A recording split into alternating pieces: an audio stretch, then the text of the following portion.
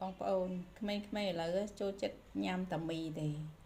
ឧទាហរណ៍កូនសិស្សខ្ញុំមាន70នាក់80នាក់អីចឹងណាពេលដែលខ្ញុំមិនទាន់ស្រែកគឺគាត់70 80នាក់នឹងញ៉ាំចូល20នាក់ឯងតែពេលខ្ញុំស្រែកទៅគឺខ្ញុំស្រែកថាបើញ៉ាំមីមួយកញ្ចប់ដក3បន្ទុកភេសជ្ជៈផ្អែមមួយកែវដក3បន្ទុកចឹងក៏ថយតែខ្ញុំមិនមែនទៅឃើញវីដេអូហ្នឹងឲ្យខ្ញុំធ្វើទេខ្ញុំធ្វើវីដេអូ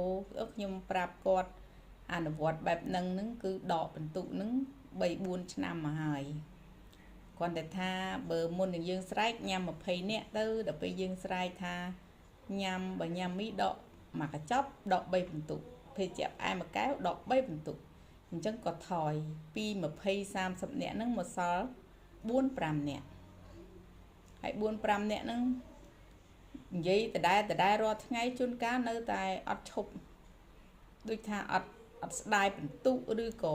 អត់ខ្លាចខូចសុខភាពអីទាំងអស់បើថាពីមុនទៅវាអត់មានគេណែនាំប្រាប់ថាញ៉ាំនេះទៅវាឈឺអីញ៉ាំនោះទៅវាឈឺអីឥឡូវគេណែនាំគ្រប់អស់ហើយគេប្រាប់ថាញ៉ាំអានេះវាឈឺនេះញ៉ាំអានោះវាឈឺនោះហើយនៅតែញ៉ាំទៀតខ្ញុំតយូរមិននឹងថាត្រូវនិយាយថាម៉េចទេគ្រាន់ថាលទ្ធផលដែលខ្ញុំព្យាយាមខំធ្វើនឹងវាបានច្រើនដែរគ្រាន់តែវាអត់បាន 100% ខ្ញុំចង់បាន 100% តែម្ដង 4 5នាក់ហ្នឹង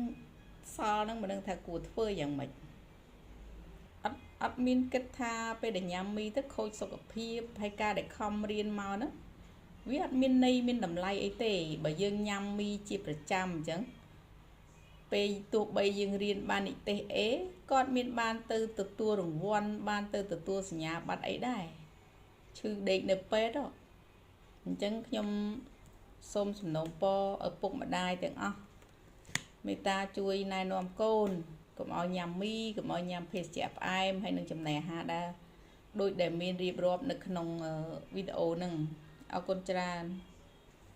ម្យ៉ាងទៀតបើសិនជាបងប្អូនមានវិធីសាស្ត្រណាដែលអាចធ្វើឲ្យក្មេងៗដែលទាំង5នាក់ដែលនៅសល់ហ្នឹងឈប់ញ៉ាំមីបានជួយប្រាប់ខ្ញុំផងអរគុណច្រើន